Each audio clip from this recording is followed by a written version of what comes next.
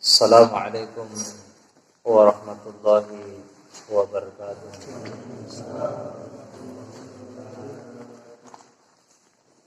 Innal hamdalillah nahmaduhu wa nasta'inuhu wa nastaghfiruh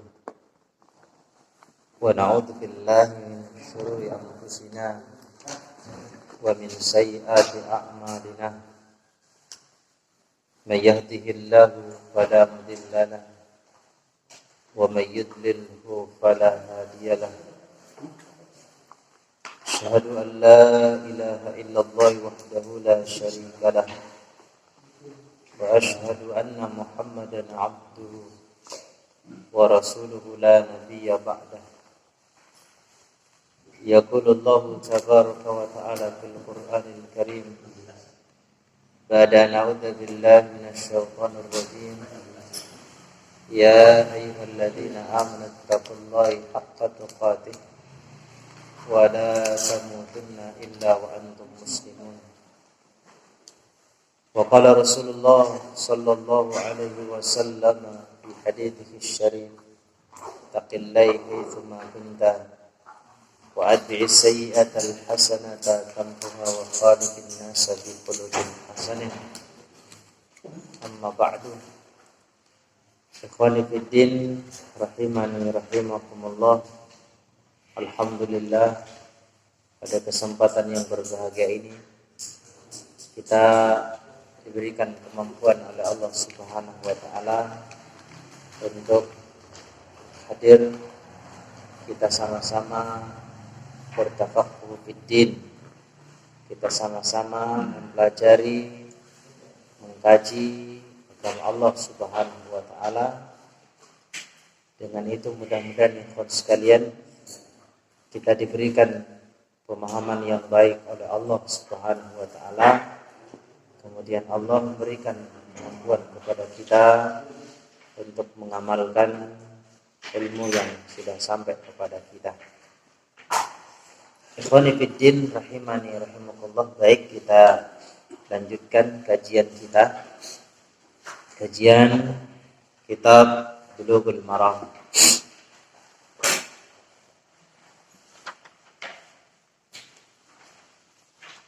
Hadis nomor 13 kalau di dalam kitab saya. Pinten Pak? Yang mereka tidak benar itu. Kemarin. Ya. Kalau di tempat saya, di buku saya 13. Kan beda benar itu. Tapi kan insya Allah sama hadisnya nanti ya Pak ya. Insya Allah sama. Oke, sebelum kita lanjut, ada yang mau membacakan? Silakan. Sekalian terjemahannya, gantian. Iya, an Abi Waqidin Al-Laitsi. An Abi Waqidin Al-Laitsi qala Nabi sallallahu alaihi wasallam ma quti'a min al-bahimah wa hiya hayyatun fa huwa mayyitun akhrajahu Abu Dawud wa Tirmidzi wa hasanahu wa lafdhu lahu. Artinya dari Abi Waqid Al-Laitsi, ia berkata, telah bersabda Nabi sallallahu alaihi wasallam, suatu yang dipotong dari binatang padahal ia masih hidup, maka ia itu bangkai.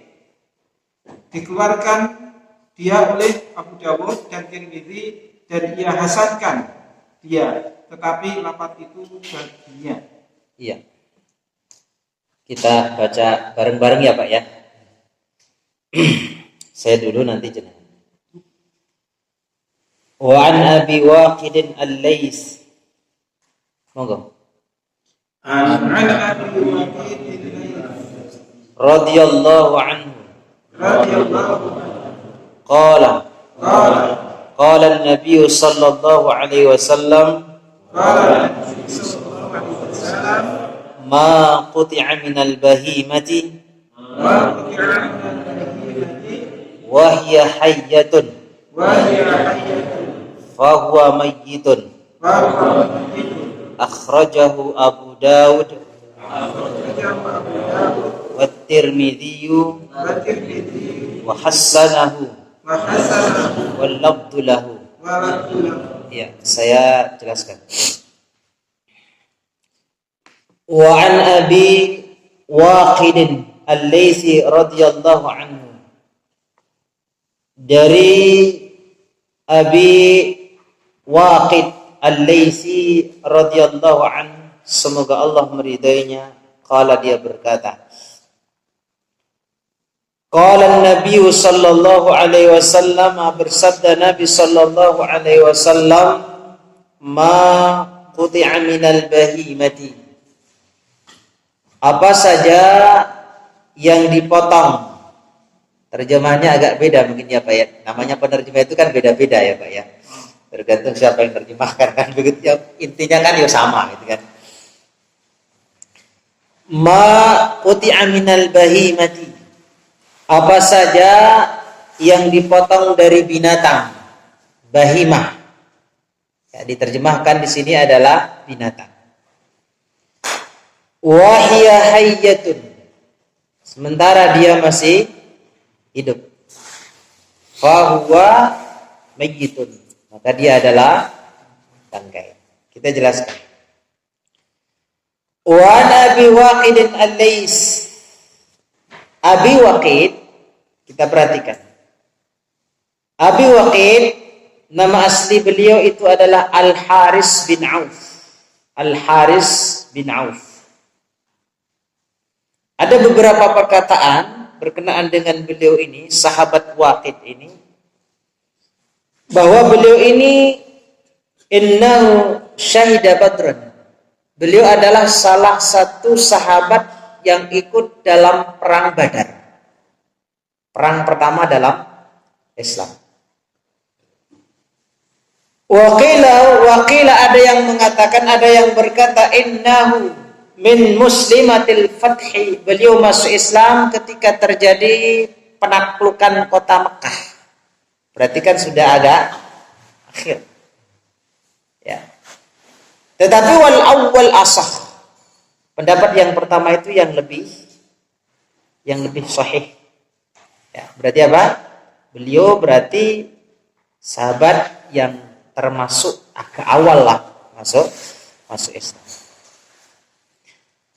Kemudian mata sanata thamanin atau khamsin wa sittina bi Makkah. Beliau wafat pada tahun 68 ataupun 65 Hijriah. Qala Nabi sallallahu alaihi wasallam, bersabda Nabi sallallahu alaihi wasallam, ma quti'a minal bahimati, apa saja yang dipotong dari binatang, bahimah. Bahimah itu, binatang itu, bahimah yang diterjemahkan dengan binatang itu adalah kullu dzati arba'i qawa'ima walau fil ma'. Yaitu setiap binatang yang punya kaki 4, yang berkaki 4. Berarti apa?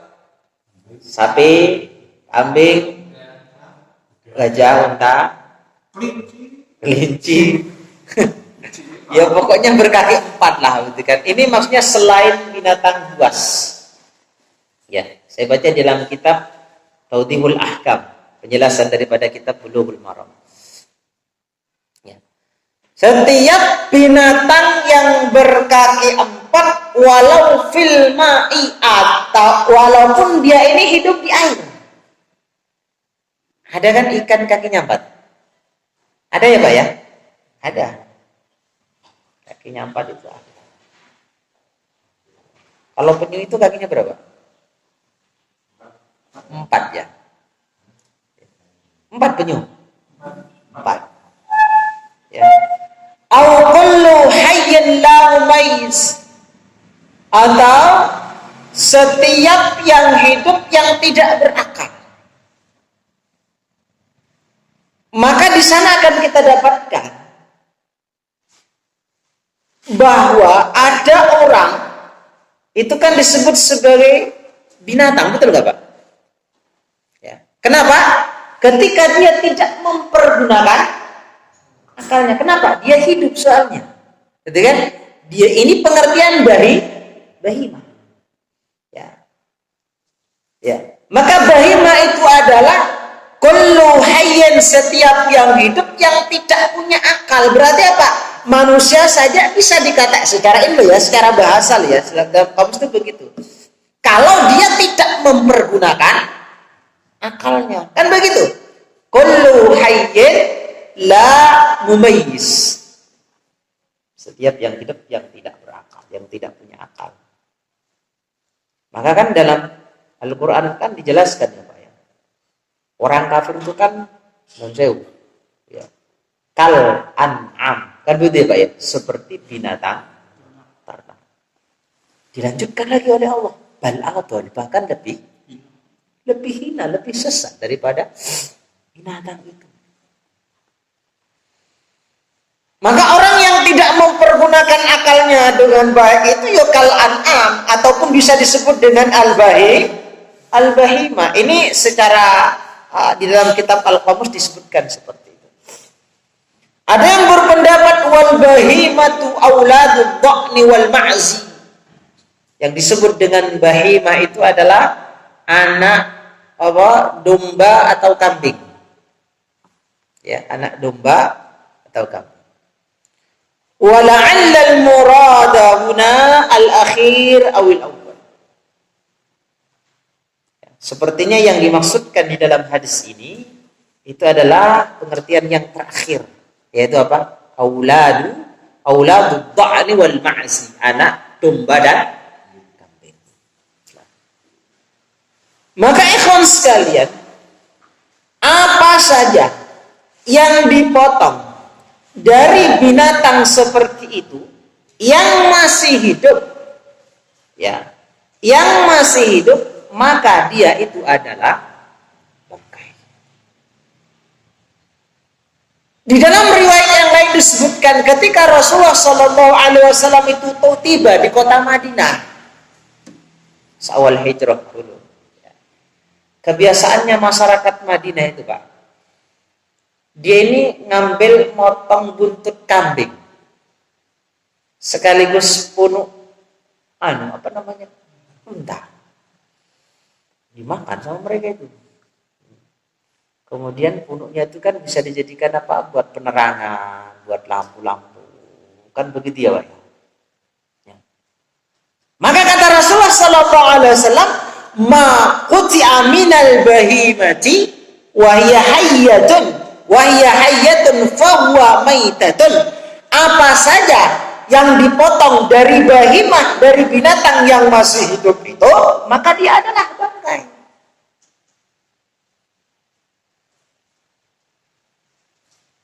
Ini kan juga kan sebagai bentuk penyiksaan.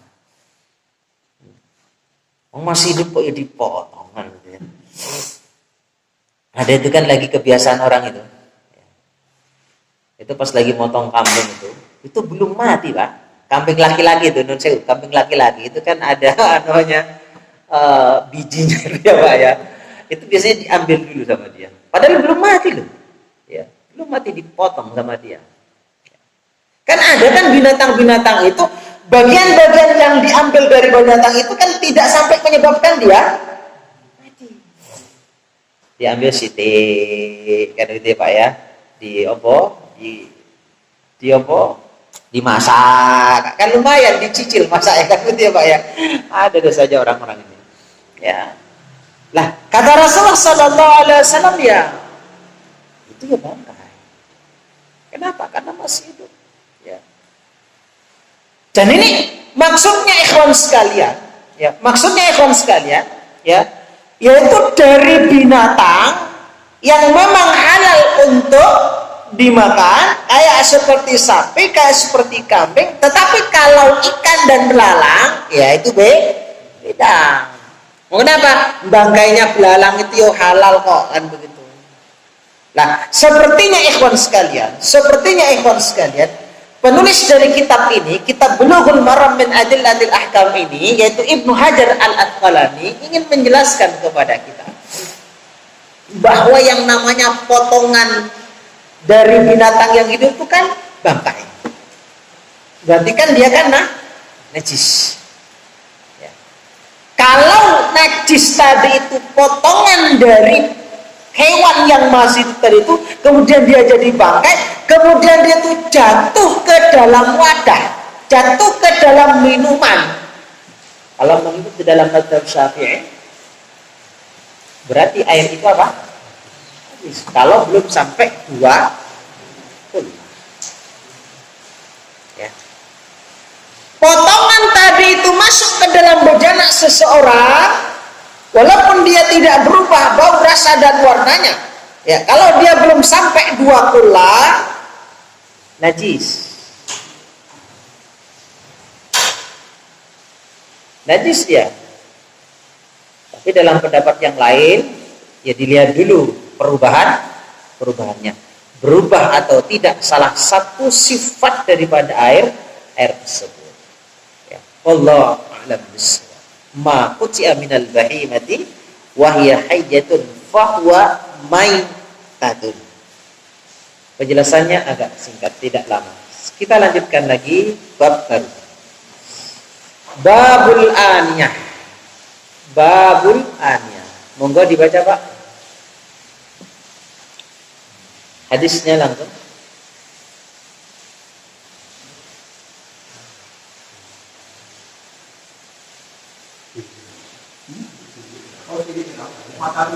Oh gitu.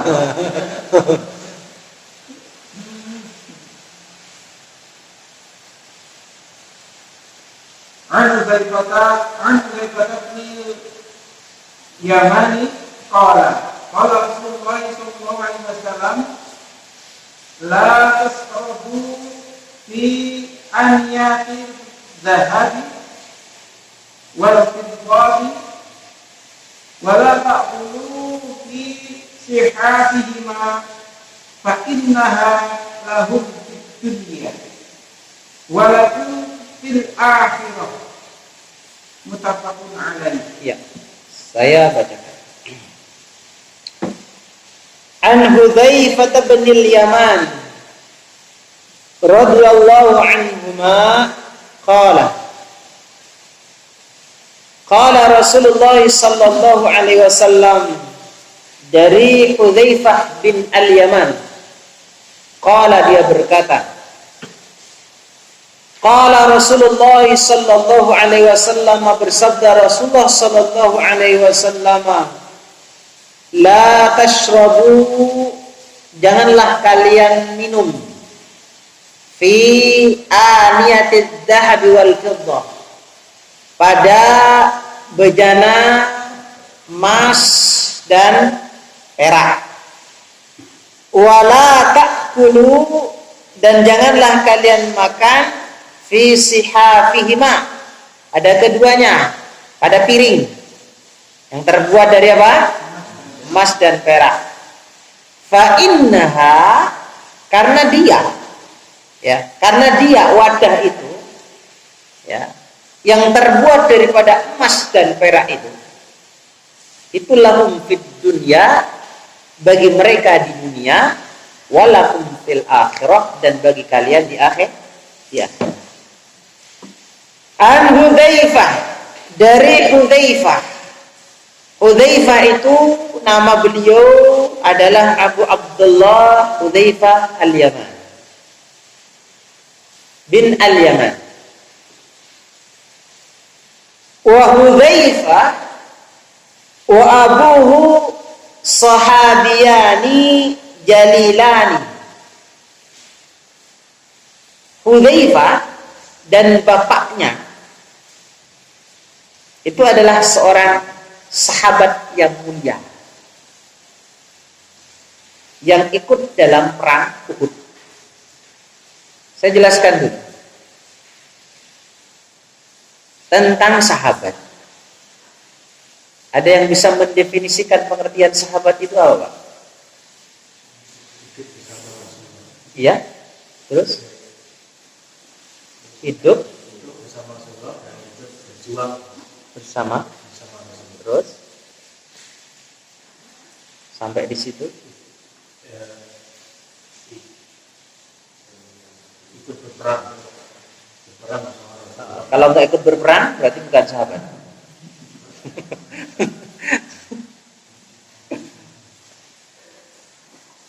Sahabat itu adalah ya, sahabat itu adalah orang yang berjumpa dengan Rasulullah, bertemu dengan Rasulullah, kemudian dia beriman kepada Rasulullah walaupun tidak ikut perang, kemudian dia wafat dalam keadaan muslim. Itu sahabat. Orang yang berjumpa dengan Rasul, orang yang ketemu dengan Rasul, beriman sama Rasulullah, kemudian wafatnya dia dalam keadaan murtad, maka dia bukan sahabat. Contohnya siapa? Rajjal. Ya. Ketika terjadinya ya fitnah, munculnya nabi palsu yang bernama Musailamah Al-Kadzdzab. Maka Rajjal ini minta izin kepada Abu Bakar untuk menyerang, untuk berperang melawan Musailamah Al-Kadzdzab. Abu Bakar sebenarnya itu sudah menolak Rajjal ini, tidak usah, kamu tidak saya ikut. Kenapa? Karena Musailamah dengan Rajjal itu, ya, dia ini sekufu, maksud saya satu konsul. Satu konsul tahu ya Pak ya, satu konsul. Satu konsul itu ikatannya kuat loh Pak. Ya, sudah diingatkan oleh Abu Bakar, tidak usah. Rajjal ini adalah seorang sahabat awalnya. Dia bertemu dengan Rasulullah, berjumpa dengan Rasulullah, beriman dengan Rasulullah Shallallahu Alaihi Wasallam. Tetapi ketika terjadinya fitnah itu, munculnya Musailamah Al-Kadzdzab sebagai nabi dan sebagai nabi palsu pada saat itu, maka dia ikut berperang untuk melawan Musailamah. Tapi apa yang terjadi? Ya Musailamah membujuklah Rajjal. Yang satu sak suku kok, kan? Yo namanya sak suku, yo kan akrab banget itu kan. Akhirnya apa yang terjadi? Rajjal ikut kepada ajarannya Musailamah Al-Kadzdzab. Terjadilah perang yang sangat hebat. Kemudian Rajjal wafat di tempat itu. Matilah dia dalam keadaan murtad. Dia bukan sahabat. Sahabat itu ya Hurairah, Abu Bakar, Umar, Utsman. Artinya dia berjumpa dengan Rasul, ketemu dengan Rasul, beriman sama Rasul, wafat dalam keadaan muslim, itu namanya sahabat. Saya lanjutkan. Wa Hudzaifah wa abuhu sahabiyani jalilani syahida Uhud, wa Hudzaifah sahibu sirri Rasulullah sallallahu alaihi wasallam. Dan Hudzaifah ini adalah sahabat Rasulullah sallallahu alaihi wasallam, pemegang rahasia Rasul.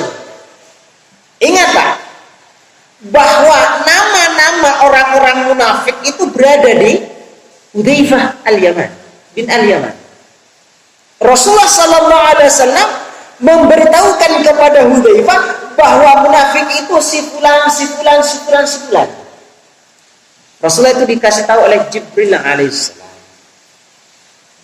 Nama-nama orang munafik itu ada di tangannya Hudzaifah, tetapi ketika Rasulullah memberitahukan informasi kepada Hudzaifah bin Al-Yaman, Rasulullah berpesan kepada beliau, jangan sampai kamu buka kapanpun, sampai kapanpun. Subhanallah, sampai mati Hudzaifah, sampai meninggal beliau tidak pernah membuka rahasia itu Pak. Siapa munafik itu? Hudzaifah itu ngerti karena dikasih tahu oleh Rasul. Dikasih tahu siapa? Jibril. Kenapa ikhwan sekalian? Allah Subhanahu wa taala di dalam Al-Qur'an itu tidak menyebutkan nama munafik itu siapa enggak.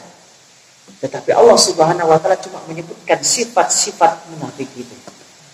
Dari situlah Rasulullah paham. Si fulan itu munafik, fulan itu munafik. Cuma sifatnya saja dikasih tahu oleh Allah Subhanahu wa taala. Maka dari karakter dari sifat itulah Rasulullah bisa paham bahwa si fulan itu munafik dan munafik. Kayak seperti inilah ya kawan sekalian. Rasulullah sallallahu alaihi wasallam pernah bersabda, wa inna hadhihi al-millah sataftariqu ala 73. Ya. Umatku ini akan terpecah menjadi berapa? 73 golongan kan? 73 golongan. Yang 72-nya itu finnar, yang satu itu fil jannah. Kan begitu kan? Hadisnya kan begitu. Kita akan berbicara tentang sifat dan karakter. Ya. Maka yang satu di jannah itu kata Rasul, wahya al-jamaah. Dia itu adalah al-jamaah. Siapakah al-jamaah itu?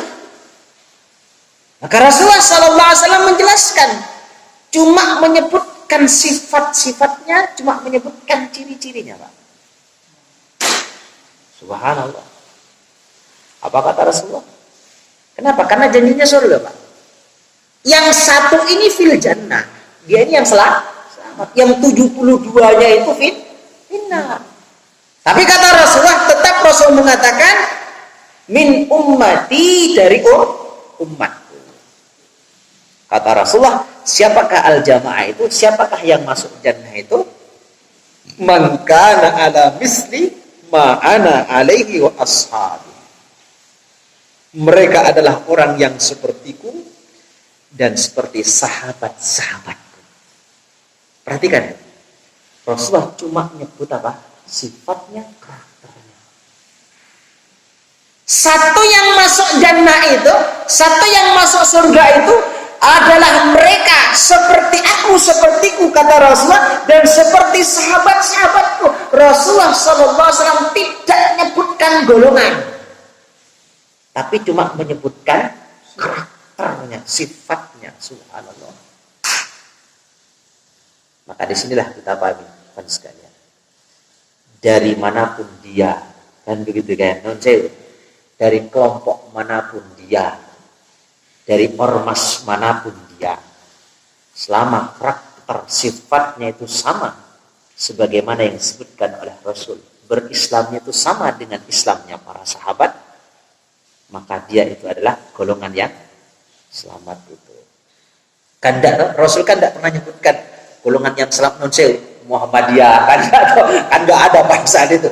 NU enggak, tapi Rasul menyebutkan apa?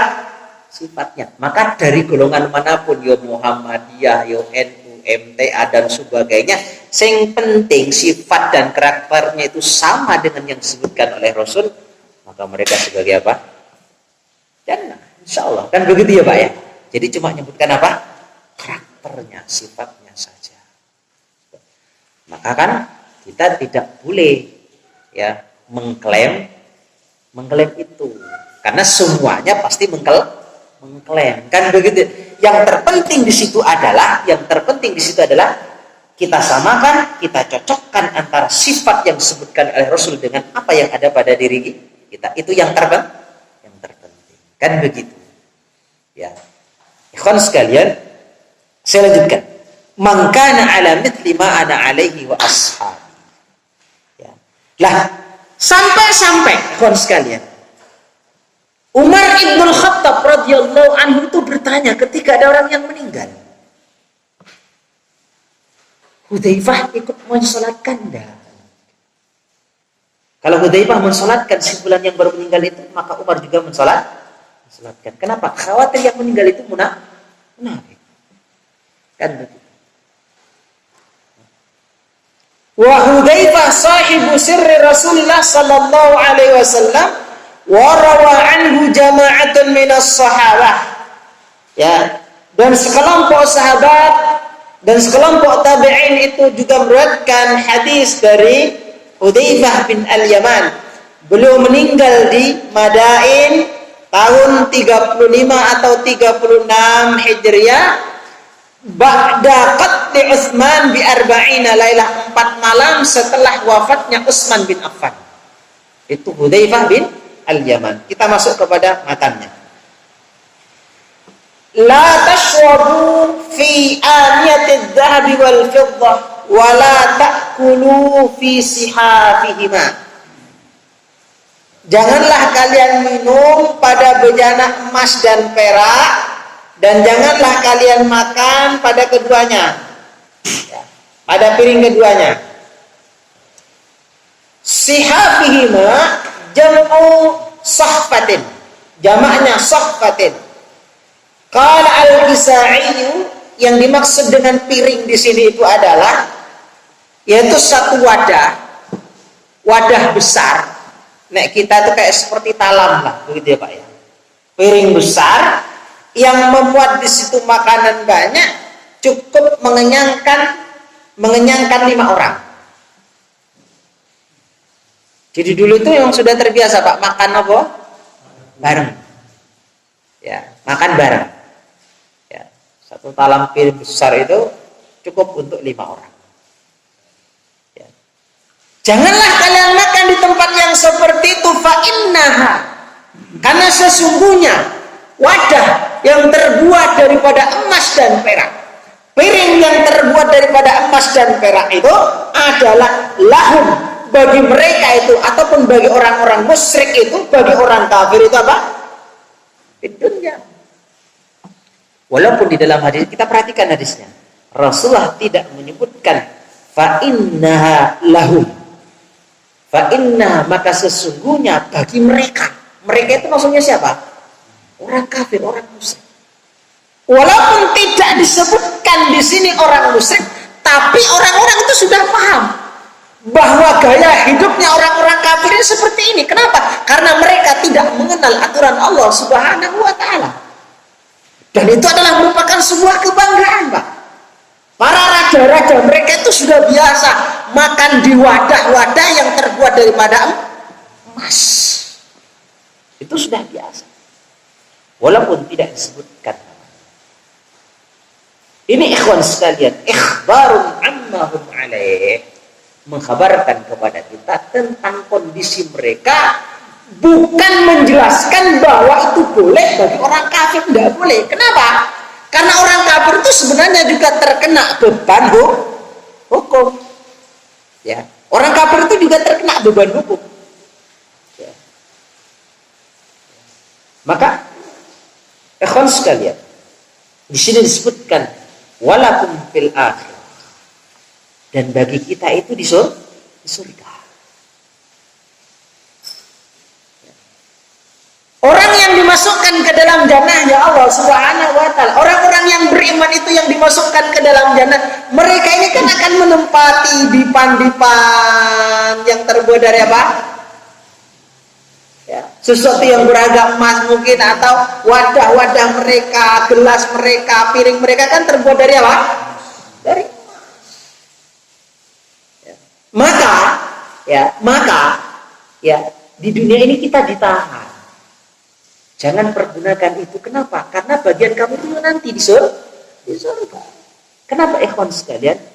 Kalau kita pahami hadis daripada Rasulullah Sallallahu Alaihi Wasallam, kan dunia ini kan sijnul mukmin. Dunia ini adalah penjara bagi orang. Kenapa dunia ini disebut sebagai penjara bagi orang mukmin? Karena orang yang di penjara itu kan ditahan, Pak, dikekang dia. Ya. Seperti itu juga orang mukmin di dunia. Dia ditahan oleh Allah Subhanahu wa ta'ala, dia dikekang oleh Allah Subhanahu wa ta'ala, diatur oleh Allah Subhanahu wa ta'ala untuk tidak melakukan perbuatan-perbuatan yang melanggar. Diatur. Ini bahasanya dekat, tapi kekangnya itu kan untuk kemaslahatan kita. Ya. Kemudian wajannatul kafir, kan itu kan, dan surganya bagi orang kafir itu dunia. Maka walakum fil akhir. Al-hadithu dalilun ala tahrimil akli wasyurbi. Dalil hadis ini menunjukkan kepada kita, menjadi dalil bahwa haramnya makan dan minum dalam bejana emas dan perak, dan piring yang terbuat dari emas dan perak, sawa'un kanal ina'u khalisan dahaban, sama saja apakah bejana tadi itu, apakah gelas itu, apakah piring itu emas murni. Tapi nek kita yo sampai piring dari emas kok yo. Mana banget gitu ya, kita aja beli emas cik banget gitu ya. Cek mikir-mikir tau Pak ya. Iya tau Pak, 1 gram gitu kan lumayan gitu. Ya. Masya Allah, ini piring Pak. Ya. Maka keharamannya itu sawaun kanal ina'u khalisan dahaban. Apakah emasnya itu murni, piringnya itu terbuat murni dari emas, atau makhtutan bil fiddah, atau dia dicampur dengan perak. Oh perak ya Pak ya, ngerti ya Pak perak ya? Soal ngerti ya perak. Ya. Maka kata Imam An-Nawawi rahimahullah taala, ulama itu sudah sepakat bahwa menggunakan piring itu, wadah yang terbuat daripada emas itu, Imam Nawawi berkata itu sudah menjadi ijma, kesepakatan para ulama, haram hukumnya. Haram hukumnya. Tetapi wahtulifa fil illah. Ya, para ulama terjadi perbedaan pendapat. Mereka berbeda pendapat. Kenapa? Apa sebabnya? Kok sampai Allah Subhanahu wa taala, kok sampai Rasulullah sallallahu alaihi wasallam tidak membolehkan dan mengharamkan mempergunakan wadah yang terbuat daripada emas dan perak? Sebabnya itu apa? Para ulama masih berbeda pendapat. Ya. Yang pertama, ya, karena itu adalah merupakan kesombongan. Itu sebabnya. Kenapa Allah melarang itu? Karena itu sifat sombong. Dan itu ikhwan sekalian, ya, sifat sombong itu kan menyedihkan hati orang-orang miskin. Kadang ya tonggone ki makan tahu tempe ki kadang yo Senin Kamis kok. Lah kok iki wadah yo emas kan begitu. Kan begitu, Pak. Itu kan yo penghinaan kan. Ya. Ya. Dia menggunakan apa? Wadah yang terbuat daripada emas kan begitu kan? Sementara tetangganya itu untuk mencari, untuk memasukkan nasi ke dalam piring yang terbuat dari besi itu susah kok kadang. Ini yuk emas piringnya, gitu kan? Itu kan menyedihkan banget. Itu kan sebuah kesombongan. Elahnya itu begitu. Karena setiap hukum itu kan ada ilahnya, ada sebabnya. Dan saya kayak mumpung saya ingat, kayak seperti hujan kayak begini nih. Ya, di dalam aturan fikih ini kan ada yang namanya jamak. Jamak apa? Jamak mator pas sholat itu. Itu kan misalkan ada 2 pendapat tuh. Ya. Kenapa ada jamak mator? Ya, jamak hujan itu kenapa ada? Itu ada 2 pendapat itu. Ya. Satu, itu madhab illah. Madhab illah itu kan ada sebab. Sebabnya apa? Udan. Sing penting udan, maka jamak. Madhab yang kedua beda. Ya. Bukan madhab illah dia, tapi madhab masyaqqah. Masyaqqah itu karena kesulitan. Kalaupun hujan, kalau dia tidak kesulitan untuk pergi ke masjid, karena hari ini untuk ke masjid itu gampang, apalagi rumahnya itu dempet dengan masjid, atau apalagi ke masjid itu ada payung dan ada sarana-sarana untuk bisa menyampaikan ke masjid dan tidak mengandung masyaqqah, kesulitan di situ, maka tidak boleh menjamak. Itu yang kedua.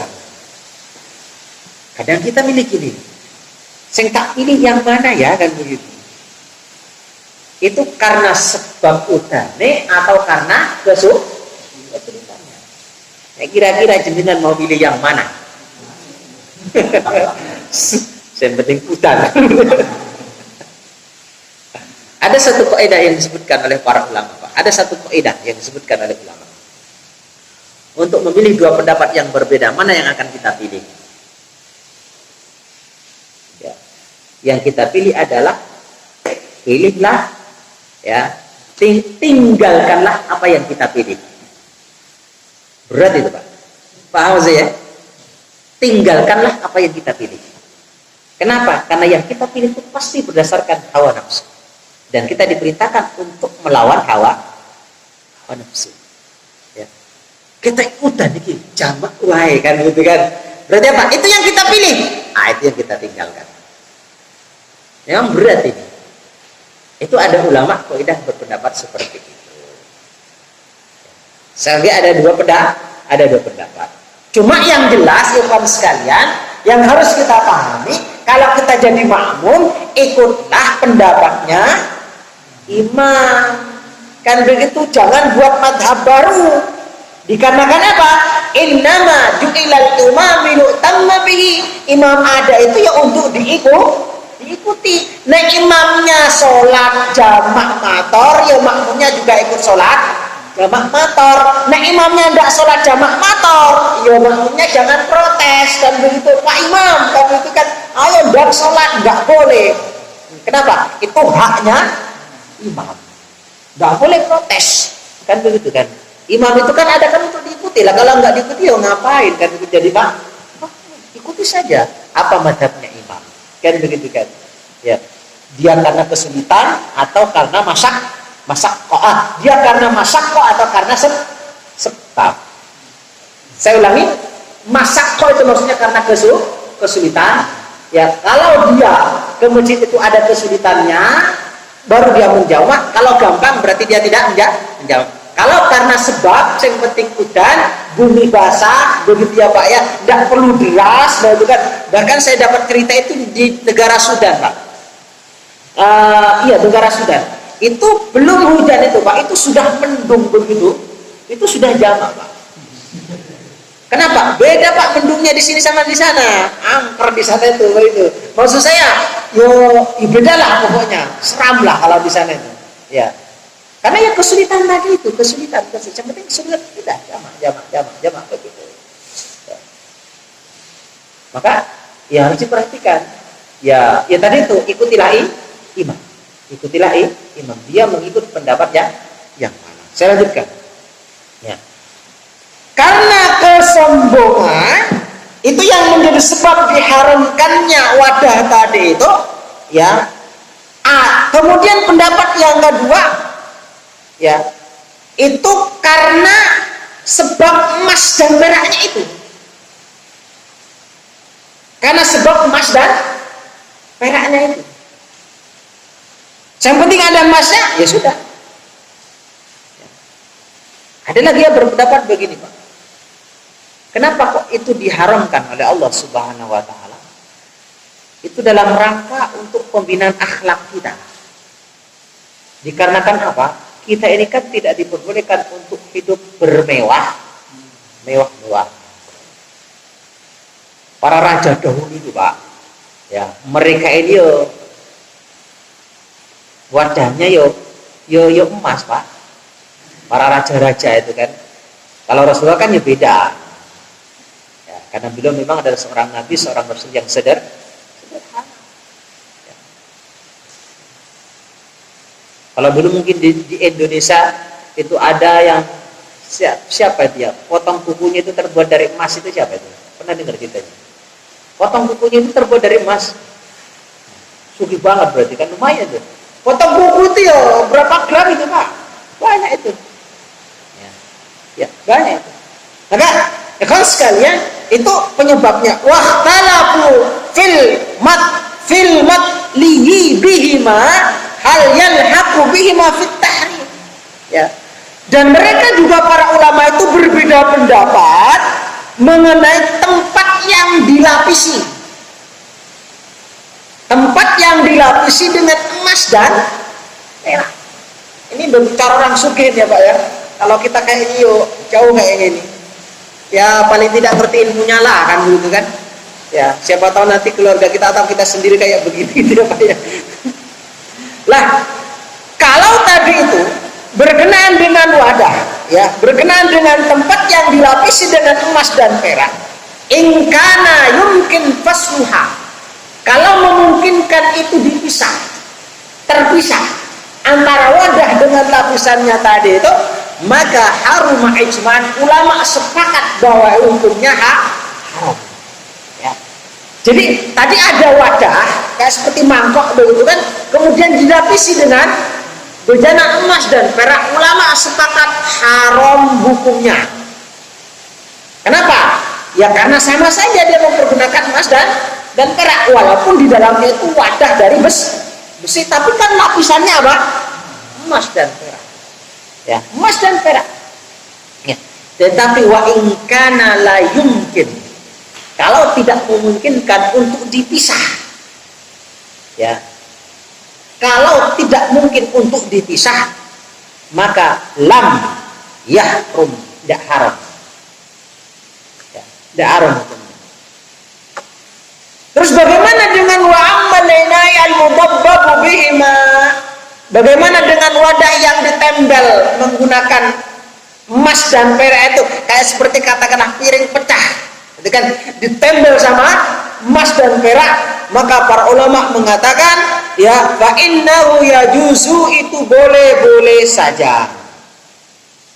Tapi ada ulama yang membatasi maksimal besarnya seperti ini, atau jari kayak ini. Lebih besar dari ini nggak boleh, lebih kecil boleh. Ya cuma sekali lagi yo, ini soalnya emas gitu Pak ya. Kita ya enggak lah, kayaknya enggak lah, enggak sampai nempel pakai emas lah gitu.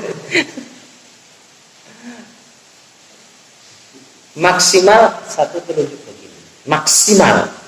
Lebih besar daripada ini haram hukumnya. Lebih kecil itu tidak masalah. Ya. Lah, wa hadza fil aqli wasyurbi bi fi ma dzukira.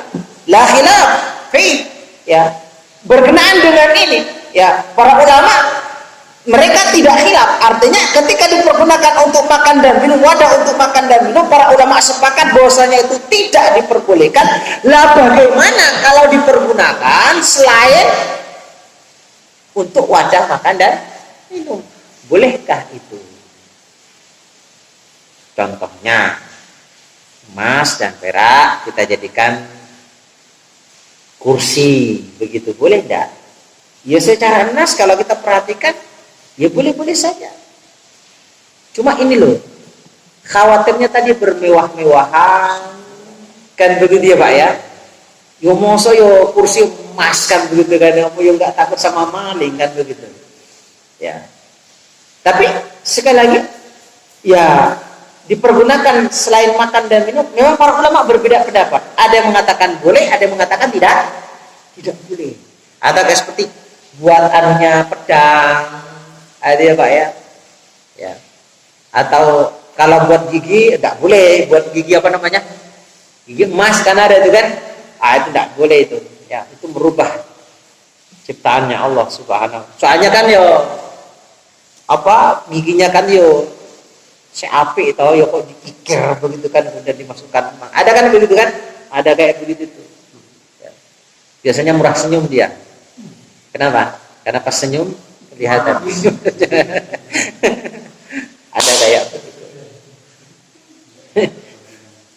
Ini teman sekalian ya, berkenaan dengan itu. Jadi kalau dijadikan wadah untuk wadah makan dan minum, para ulama itu sepakat itu tidak boleh. Tapi kalau dipergunakan untuk selain itu, ya para ulama itu berbeda pendapat. Ada yang mengatakan boleh, ada yang mengatakan tidak boleh. Yang mengatakan itu boleh berdasarkan nas ini. Kenapa? Karena yang disebutkan oleh Rasul itu kan jelas.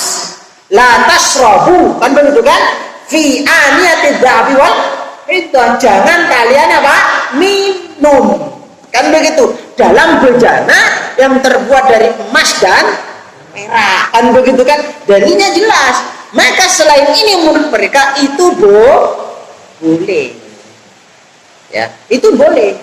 Lah, yang tidak membolehkan itu adalah karena mereka mengkiaskan dengan wadah itu, maka tidak boleh. Wallahu a'lam bishawab. Itu perbedaan pendapat di antara para ulama. Begitu. Ada yang ditanyakan Pak, sudah jam 8 kurang 5 menit. Kayaknya sudah pada mulai ngantuk, soalnya udaranya kayaknya enak kayaknya. Monggo. Saya lanjutkan nanggung kelihatannya. Ada yang tanyakan Pak?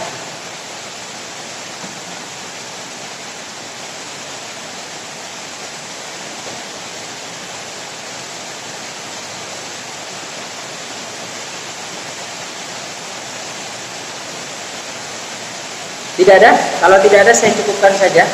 Nanggung apa dilanjutkan? Ribut, tutup. Kita cukupkan dulu karena waktu tinggal 5 menit. Saya bacakan nanggung hadisnya. Kita lanjutkan pekan depan insyaallah. Mudah-mudahan Allah Subhanahu wa taala meridai apa yang kita kerjakan.